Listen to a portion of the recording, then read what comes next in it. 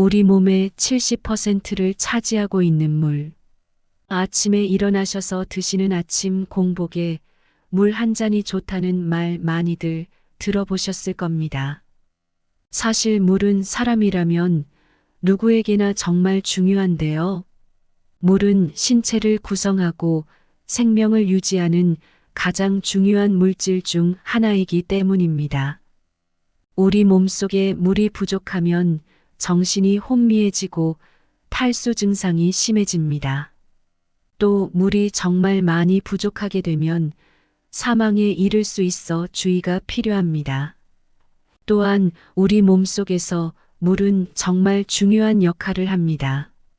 더우면 체온 유지를 위해서 땀을 배출하기도 하고 몸속에 노폐물을 배출해서 신진대사를 촉진할 뿐만 아니라 혈액순환과 나트륨도 조절을 합니다. 또 나이가 들면 여러 병 때문에 걱정하시는 분들 많으시지요? 물은 해독작용까지 있어 질병을 예방하는 효과들이 있다고 하는데요. 심근경색과 뇌졸중, 치매, 암까지 예방하는 효과가 있다고 하니 물은 꼭 챙겨 먹어야 합니다. 그런데 이 물도 잘 알고 먹어야 합니다. 아침 공복에 물 한 잔이 좋다고 하는 말을 듣고 무턱대고 그냥 먹으면 안 됩니다. 잘못된 방법으로 드실 경우 몸에 안 좋은 영향을 끼치고 병을 부를 수가 있기 때문인데요. 그렇다면 물은 어떻게 마셔야 좋을까요? 그리고 무엇을 주의해야 할까요? 오늘은 책침의 예방과 치유, 물이 최고의 약과 많은 전문가들의 의견을 통해 물 마시는 법과 물의 이유와 효능에 대해 알아보겠습니다. 이미 아침에 물을 마시고 계신 분들이나 아직까지 물을 잘 안 드시고 계신 분들이 있다면 오늘 영상은 끝까지 보시길 바랍니다. 듣기 전 구독과 좋아요, 알림 설정은 영상 제작에 큰 힘이 됩니다. 하루에 필요한 물의 양. 우리의 몸에 물이 필요하다는 사실은 다들 아실 겁니다. 우리 몸의 80% 가까이가 물로 이루어져 있는데요. 물을 적게 먹으면 탈수 증상이 올 수 있습니다.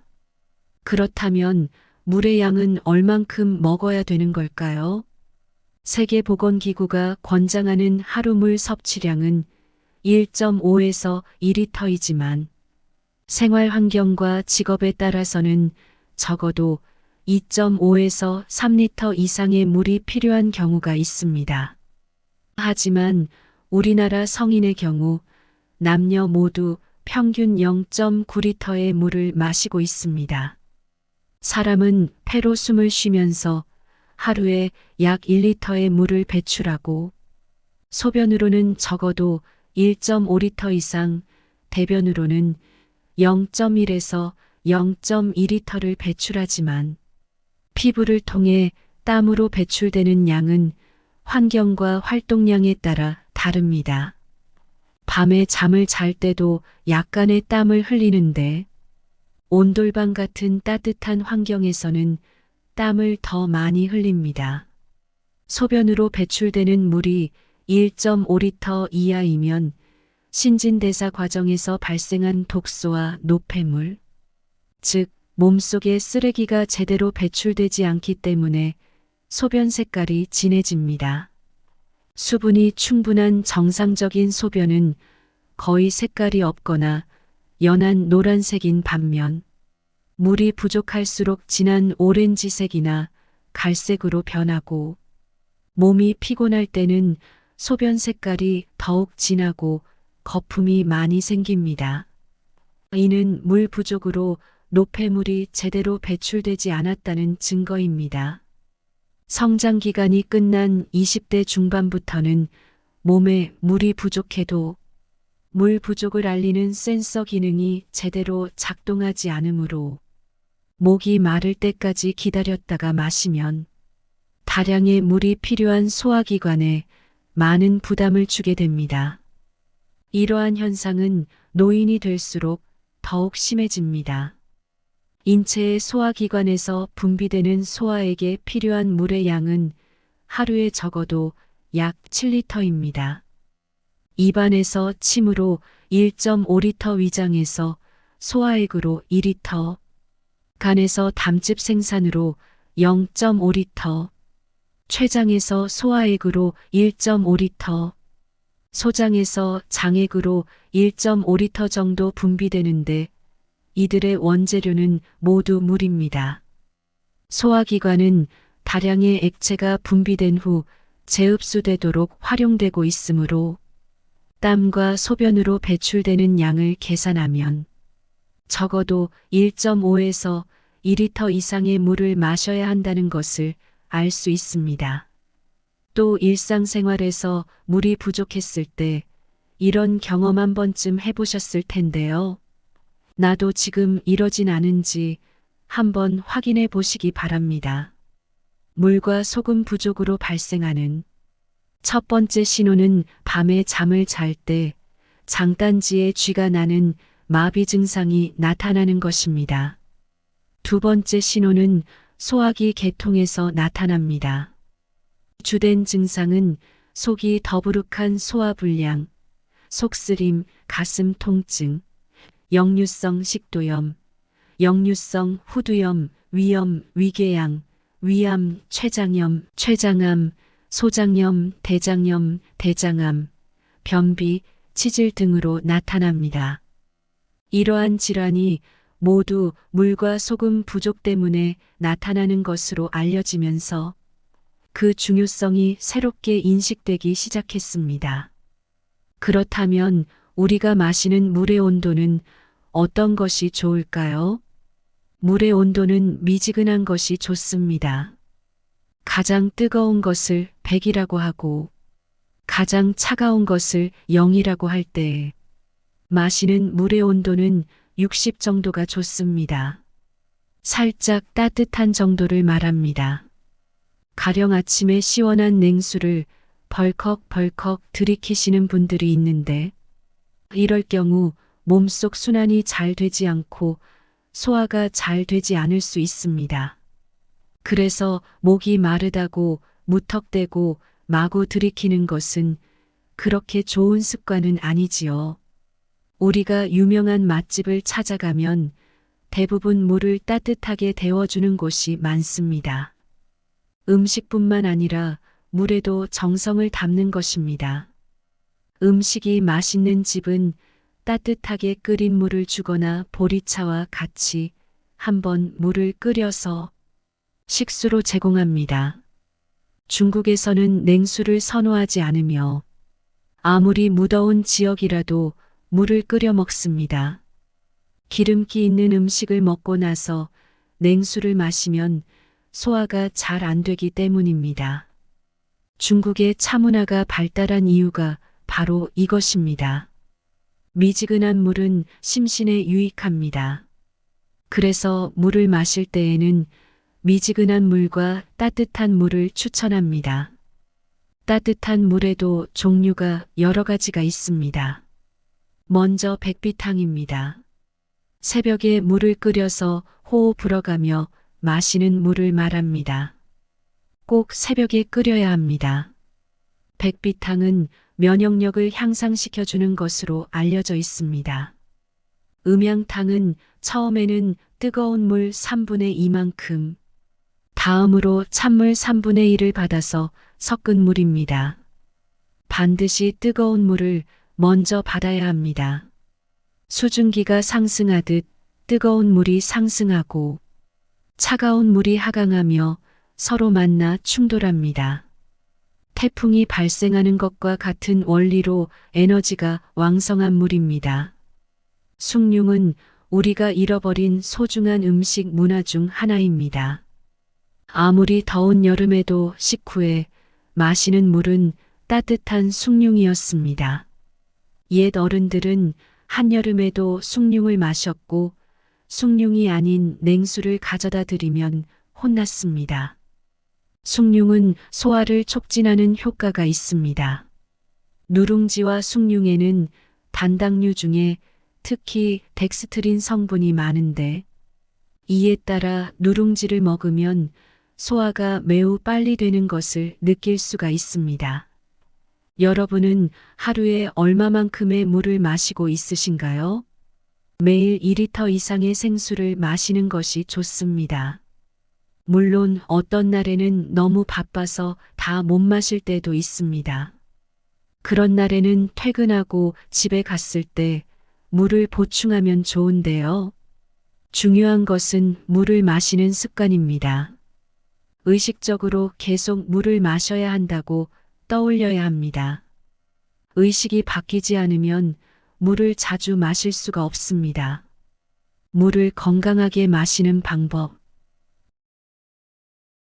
물은 충분한 양을 수시로 마신다는 원칙만 지켜도 건강을 지키는데 무리가 없지만 좀 더 세심히 건강을 돌보는 물 섭취법이 있어서 소개합니다. 우선 물을 흔히 마신다고 말하는데 건강상 씹어 먹기를 해야 하는데요. 즉, 물을 바로 삼키는 것이 아니라 입안에 머금은 후에 침과 잘 섞어 음미하듯 조금씩 목으로 넘기는 것이 좋습니다. 이렇게 하면 입안이 건조해지는 것을 막을 수 있기 때문이지요. 침은 단순한 분비물이 아닙니다. 입안에 있는 독소를 제거하고 녹말을 분해하는 아밀라아제와 활성산소를 제거하는 옥시다아제가 다량 함유되어 있습니다. 특히 옥시다아제는 각종 음식물의 영양분을 섭취할 때 생길 수 있는 독소와 고기를 구울 때 생성되는 발암물질까지 해독할 정도로 해독력이 강력해 결과적으로 혈액의 오염을 막아줍니다. 침 속의 펩타이드라는 물질은 항균, 항진균 효과가 매우 뛰어난데요. 물을 충분히 마셔서 입안 건조를 예방하는 것은 치아 건강에도 무척 좋습니다. 나이가 들수록 치아 건강에 좀 더 많은 신경을 쓰실 텐데요. 나이에 비해서 빠르게 충치와 풍치를 겪는 사람들은 침의 양이 적고 끈끈한 경우가 많다고 합니다. 이들은 하루에 물을 한두 잔밖에 마시지 않는다는 공통점이 있는데요. 물 섭취량이 적으면 입안이 건조해지고 소화불량, 위염불면증 등의 증상이 동시에 나타납니다. 또한 불안감을 느끼거나 예민해지기도 하지요. 반면 물을 천천히 충분히 씹듯이 마시면 두뇌의 수분 공급이 잘 되어 긴장이 풀리고 신경이 안정되며 세포의 활력에 도움이 됩니다. 물을 벌컥벌컥 마시면 몸에 흡수되기보다 바로 소변으로 빠져나갈 수 있으니 천천히 마시기를 권합니다. 아침에 일어나면 갈증이 나 시원한 냉수를 급하게 마시는 경우가 있는데 천천히 마시는 것을 의식하여 드시길 바랍니다. 또 과식했다 싶으면 식후에 바로 물을 마셔서는 안 되는데요. 물이 위액을 희석시켜서 인슐린 수치를 높이고 소화를 방해하여 가스가 차고 속이 더부룩한 증상이 나타나기 때문입니다. 또 물은 앉아서 마셔야 합니다. 걸어 다니거나 서서 마시면 몸이 편안한 상태가 아니므로 제대로 흡수되지 않고 신장에 좋지 않은 영향을 줄 수 있습니다. 우리는 물을 평생 마시잖아요. 그렇기 때문에 물은 반드시 편안한 자세에서 조금씩 음미하면서 마시는 습관을 들여야 합니다. 또 나이가 들수록 그리고 노년이 될수록 몸의 순환이 안 된다는 분들이 많으신데요. 몸의 순환이 잘 이루어지려면 물을 꾸준히 마셔야 합니다. 물은 몸에 쌓인 노폐물을 배출하는데요. 물 속에 있는 여러 무기질과 미네랄은 몸에 활력을 주지요. 물은 성실하게 몸 구석구석을 돌아다니며 청소합니다. 순환은 몸속뿐만 아니라 우리 몸 밖에서도 끊임없이 이루어집니다. 고인물이 썩는다는 말은 사람에게도 적용되지요. 사람이 같은 자리에 너무 오래 앉아 있으면 발전이 없습니다. 편안함이 몸 안에 퍼져 그 자리에 멈춰버립니다. 즉, 물을 올바른 방법으로 자주 마시고 물이 우리 몸속에 퍼져서 구석구석 청소할 수 있는 기회를 줘야 합니다. 물 마실 때 주의해야 할 점. 그런데 이 물도 마실 때 주의해야 할 점이 있습니다. 물에는 뇌 건강에 도움이 되는 물과 그렇지 않은 물이 있습니다. 뇌 건강을 위해서는 무엇보다 물 선택이 가장 중요하다는 것을 강조하면 많은 사람이 물은 다 비슷하지 않나요? 하고 반문합니다. 저는 건강에 문제가 있는 사람에게는 두 가지 질문을 합니다. 물을 하루에 얼만큼 드십니까? 음식은 싱겁게 드십니까? 짜게 드십니까? 하고 질문하면 대부분 마시는 물은 얼마나 되는지 잘 모르겠고 음식을 짜게 먹으면 고혈압이 된다고 해서 싱겁게 먹는 편입니다라고 말합니다. 재차 마시는 물의 양을 좀 더 구체적으로 물으면 잠시 생각하고 아침에 일어나자마자 커피 한 잔, 식사할 때 국물, 목이 마를 때마다 시원한 콜라나 사이다. 약을 먹을 때 마시는 물까지 합하면 1리터는 되지 않을까요? 또는 아침에 일어나자마자 우유, 식사 때마다 커피, 목이 마를 때는 주스나 녹차, 퇴근 후에는 가끔 시원한 맥주를 마시기도 합니다라고 하면서 자신은 수분을 충분히 섭취하고 있다고 생각하며 대답합니다. 수분을 보충하기 위해 마시는 커피, 녹차, 콜라, 사이다, 주스, 맥주 등은 소변 배출을 촉진하는 이뇨제 역할을 하는 산성 음료라는 사실을 기억해 둘 필요가 있습니다. 인체의 뇌척수의 간질액은 원래 약한 알카리성이므로 앞서 언급한 산성 음료를 섭취하면 이들을 중화시키거나 추방하기 위해 섭취한 양보다 더 많은 물이 배출되므로 뇌 건강에는 그다지 도움이 되지 않습니다. 지나치면 부족함보다 못하다라는 말은 물 마시기에도 적용되는데 물이 건강에 좋다고 해서 갑자기 많이 마시면 부작용이 발생합니다. 물 마시기가 성공하려면 약간의 지식이 필요합니다. 성장기에는 신진대사로 인해 새로 생겨나는 세포마다 물을 필요로 하기 때문에 수시로 갈증이 생겨 음료수를 마시고 싶어 합니다. 하지만 20세가 넘으면 새로 생겨나는 세포보다 수명이 다들 죽는 세포가 더 많아져 물에 대한 수요가 줄어들기 때문에 나이가 들수록 갈증이 둔해져 물을 마시고 싶어 하지 않게 됩니다. 인간의 몸에는 낙타처럼 물 저장고가 없기 때문에 규칙적으로 물을 마시지 않으면 언제든지 물 부족이 되기 쉽습니다. 이러한 생리적인 현상을 무시하고 평소 음식을 싱겁게 먹는 사람이 물이 건강에 좋은 역할을 한다고 해서 맹물을 많이 마시거나 가공 음료 등을 마시면 몸속에 물 부족 현상이 더욱 심해져 깨진 독에 물 붓기 현상이 나타납니다. 물 뇌의 필수 에너지원. 그렇다면 물이 진짜로 우리 몸에 필요한 것일까요? 왜 필요한지 몸속 장기와 관련하여 설명드리겠습니다. 우리는 숨을 쉬지 않고는 5분, 물 없이는 며칠밖에 생존할 수 없다라고 알려져 있는 것처럼 물은 인간의 생존과 밀접한 관련이 있습니다. 물과 소금이 인간에게 가장 중요한 영양소라고 강조하면 대부분의 사람은 놀라며 이구동성으로 이제까지 물과 소금이 중요하다고 배운 적이 없는데 어째서 중요한 영양소냐고 묻거나 물과 소금이 그렇게 중요한 영양소라면 왜 학교에서 상세하게 가르치지 않느냐? 의사들은 음식을 짜게 먹으면 고혈압이 된다고 하는데 무슨 소리를 하는 거냐? 심지어 오래 살다 보니 별 희한한 소리를 듣는구먼 하고 핀잔을 주기까지 합니다. 물이 음식보다 더 중요하다는 점을 알려주는 사례로는 식사를 하지 않고 물만 마시면서 1년 이상 버틴 경우가 있습니다.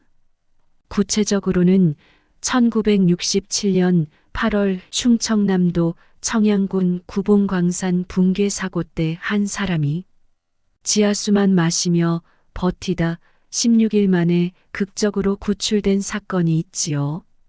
또 1995년 6월 서울 삼풍백화점 붕괴 사고 때 무너진 건물에 매몰된 사람도 물만 마시며 17일 만에 구조된 사건을 들 수 있습니다. 영국에서는 체중이 207kg인 27세의 청년이 병원에 입원해 382일 동안 3대 영양소를 섭취하지 않고 물과 영양제만 먹으면서 125kg를 감량한 기록도 있습니다. 치매 중 약 76%를 차지하는 알츠하이머 치매는 주로 뇌신경세포가 파괴돼 뇌가 쪼그라드는 질환으로 알려져 있습니다. 이는 탱글탱글한 포도알이 수분 증발로 쪼그라들어 건포도가 되는 것과 같은 이치라고 생각합니다. 수분이 증발해 볼품없는 건포도를 물에 담가두면 다시 팽창하여 탱글탱글해집니다. 건포도뿐 아니라 음력 정월 대보름에 먹는 고사리, 말린 가지, 무, 시래기, 버섯 등도 조리하기 전에 물에 담가두면 햇볕에 말리기 이전의 모습으로 되살아납니다. 수분 부족으로 쪼그라든 인간의 뇌도 물이 충분히 공급되면 원래 상태로 회복돼 제대로 작동되는 것은 당연한 이치입니다. 그런데 여기서 조건이 있습니다. 물은 칼로리가 없지만 뇌에 필요한 에너지를 생산하는데 도움을 주고 천연 소금은 몸에 필요한 모든 미네랄이 포함된 종합 미네랄 영양제 역할을 한다는 것을 인정하고 섭취할 때만 가능합니다. 물을 마셨을 때 물이 가장 먼저 공급되는 곳은 뇌입니다. 뇌는 전신의 각종 조직과 정보를 교환하며 기능을 조절하는 가장 중요한 기관이기 때문에 물을 1순위로 공급받습니다. 인체의 모든 조직이 활동하는 데는 에너지가 필요한데 뇌는 다른 조직보다 더 많은 에너지와 물이 필요합니다. 이런 이유로 뇌에는 물을 보관해 뒀다가 필요할 때마다 언제든지 공급하는 물주머니가 따로 있습니다.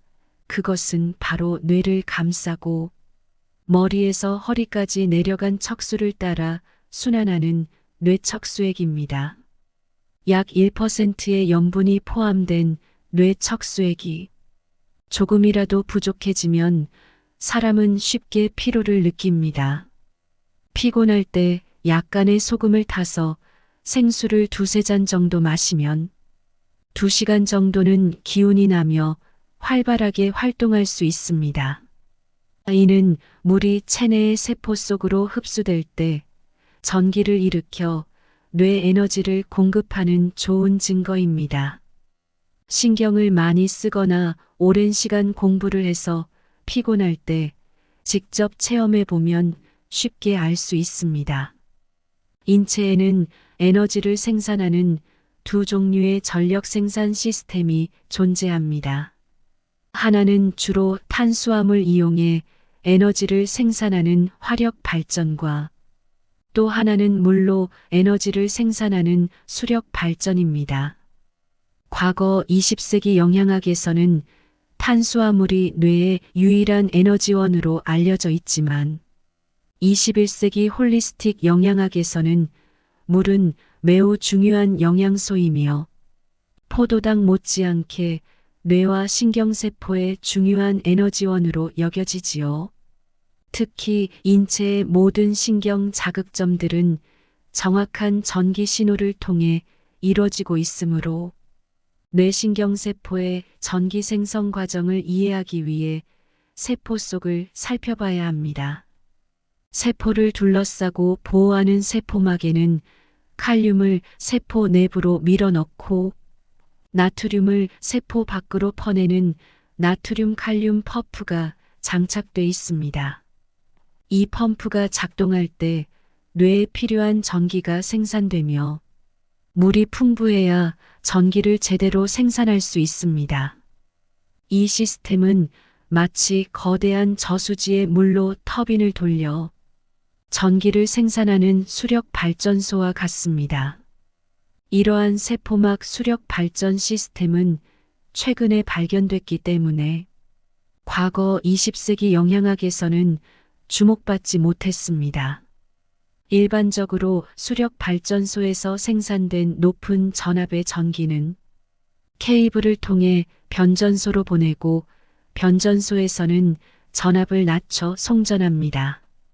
그런 다음 각 가정이나 산업체의 필요에 맞게 최종 단계의 변압기로 또다시 전압을 낮춰 분배합니다. 이처럼 인간의 수력 발전 에너지는 여러 단계를 거쳐 전기가 공급되는 반면 인체의 세포막에 장착된 수력 발전소는 자가 발전 시스템이므로 에너지가 필요한 현장에서 직접 전기를 생산해 사용합니다. 송전탑, 송전 케이블, 변전소, 변압기, 전신주 등 여러 단계 복잡한 시스템이 필요하지 않은 가장 경제적인 자가 발전 시스템인 것입니다. 신선한 양질의 물만 공급하면 언제든지 에너지를 생산하는 자가 발전소입니다.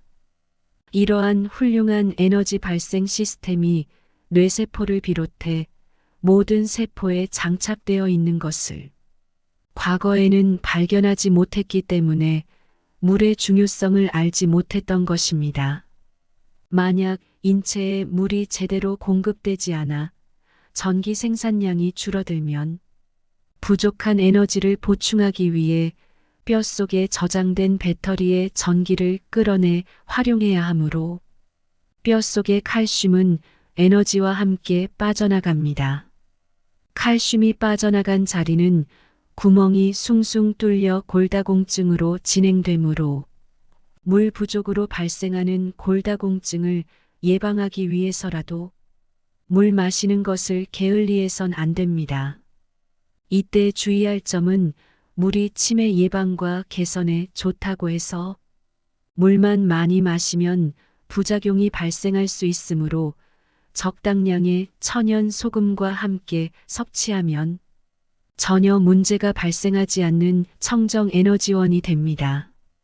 몸에 좋은 물은 많이 마실수록 뇌 속의 쓰레기를 깨끗이 씻어내 치매가 발생하지 않도록 뇌신경세포를 보호할 뿐 아니라 노년기를 건전한 정신으로 품위 있고 활기차게 생활하도록 돕는 가장 좋은 천연 건강보조식품입니다. 사회적으로 소금에 대한 잘못된 편견. 물을 마실 때 소금을 약간 넣어서 마시는 것은 좋습니다. 소금은 고혈압을 일으키는 원흉이다라는 생각을 갖고 있는 한 소금 부족에 따른 건강상의 문제를 절대 해결할 수 없는데요. 소금을 지나치게 많이 섭취해도 문제지만 음식을 지나치게 싱겁게 먹으면 나이가 들수록 더 많은 문제를 일으키게 된다는 것을 깨달아야 합니다. 전혀 가공하지 않은 천연 소금에는 인체에 필요한 나트륨, 칼륨, 염소, 마그네슘 같은 다양한 미네랄이 모두 포함되어 있습니다. 이처럼 미네랄이 많이 포함된 소금을 무시하고 맹물만 많이 마시면 특히 세포 안팎의 수분 균형이 무너져 저나트륨증이라는 부작용이 발생하고 심하면 목숨까지 잃게 됩니다. 다시 한번 강조하지만 갑자기 많은 양의 물을 마실 때 소금 섭취를 소홀히 해서는 안 됩니다. 세포 외부의 물, 즉 세포와 세포 사이의 간질액은 나트륨이 붙들어주는 역할을 하며 세포 내부의 물은 칼륨이 붙들어줘야 균형을 유지하기 때문입니다. 시중에서 판매하는 소금은 크게 인체에 필요한 모든 미네랄이 포함된 천연 소금, 공업용 소금으로 생산된 정제염으로 나눌 수 있습니다. 세포 안팎의 물 보유량은 나트륨과 칼륨의 균형에 따라 조정되므로 미네랄이 무엇보다 중요합니다. 정제염은 나트륨과 염소만 남기고 칼륨을 비롯해 모든 미네랄이 완벽하게 제거돼 건강에 도움이 되기는커녕 오히려 건강을 해치기 때문에 물에 소금을 넣어 먹는다면 소금 선택이 무엇보다 중요합니다. 소금이라고 해서 모두 건강에 좋은 것이 아니라는 점을 기억해야 합니다. 인체에서 물의 주요 기능. 사실 물은 만병통치약처럼 우리 몸에 좋은 역할을 하는데요. 저도 몰랐던 물의 주요 기능들을 소개합니다. 물은 면역 시스템의 핵심인 혈구세포를 순환시키기 위한 운송수단입니다. 물은 인체 세포를 싱싱한 자두 같은 상태로 유지하는 산소와 미네랄을 포함한 필수 물질을 위한 용매입니다. 물은 인체의 공간을 채우는 충전 물질입니다. 물은 세포막이나 세포 주위에 보호장벽을 형성해 세포의 고형 부분을 결합시키는 접착제인데요. 탈수 시 이 임무는 콜레스테롤에게 넘어갑니다. 물은 인체의 에너지와 삼투압 균형을 조절하는 중심인자입니다. 나트륨과 칼륨이 펌프의 단백질에 달라붙어 발전기의 자석 역할을 합니다.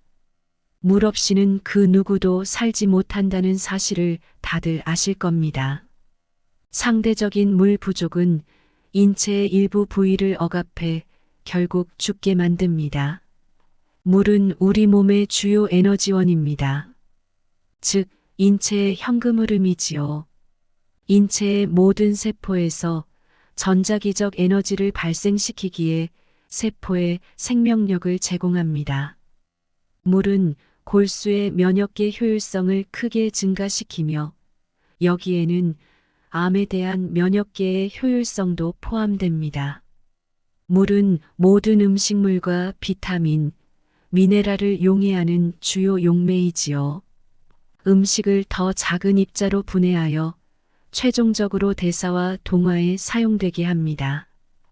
음식물에 에너지를 부여하며 음식 입자들이 소화되는 과정에서 이 에너지를 인체에 공급합니다. 이것이 음식이 수분 없이는 인체에 전혀 에너지로서 가치가 없는 이유입니다. 또 물은 음식물에 함유된 필요한 영양분의 체내 흡수율을 증가시킵니다. 특히 적혈구가 폐에서 산소를 모으는데 효율성을 증대시킵니다. 세포에 산소를 가져다 주고 기체 노폐물을 수거하여 폐로 가져가 처리합니다. 물은 인체 여러 부분에서 나온 독성 폐기물을 청소하여 간과 신장으로 끌고 가 처리합니다. 이외에도 변을 원활하게 해주는 최고의 완화제로 변비를 예방하며 심장마비와 뇌졸중을 예방합니다. 그리고 나이가 들수록 피로를 막아주고 젊음의 에너지를 부여하는데요. 피부를 매끄럽게 하며 피부 노화를 예방해주는 탁월한 효과도 있습니다. 특히 물은 노화에 따른 기억상실을 예방합니다. 물은 알츠하이머병, 다발성 경화증, 파킨슨병, 루게릭병을 예방하기에 치매에 효과가 있다고도 합니다. 오늘 들어보신 책 이야기 어떠셨나요? 생각해보니 저도 물을 자주 마시려고 노력하는데요. 종종 까먹고는 합니다. 그래서 책을 읽으며 물을 의식적으로 마시는 습관을 들여야겠다고 생각했습니다. 그리고 책에 나오지는 않았지만 물을 섭취할 때 약간 조심하셔야 할 부분도 있습니다. 바로 수독이라는 것인데요. 수분은 몸에 부족하지 않도록 적정 섭취해야 하지만 그렇다고 해서 또 너무 과다하게 섭취하면 수독에 걸릴 수 있습니다. 그래서 이 수독을 예방하기 위해 맹물을 먹기보다는 앞서 말했듯이 물에 소금을 일정량 타서 드시는 것이 좋다고 합니다. 우리 몸에 물은 꼭 필요한 것이지만 사람마다 조금씩 다르기 때문에 나의 체질에 맞게 드셔야 할 필요가 있습니다. 그럼 여러분도 오늘부터 말씀드린 물을 건강하게 잘 먹는 법을 참고하셔서 튼튼하고 항상 행복하며 건강한 삶을 보내시길 바라겠습니다. 지금까지 인생 길잡이였습니다. 구독과 좋아요, 알림 설정은 영상 제작에 큰 힘이 됩니다.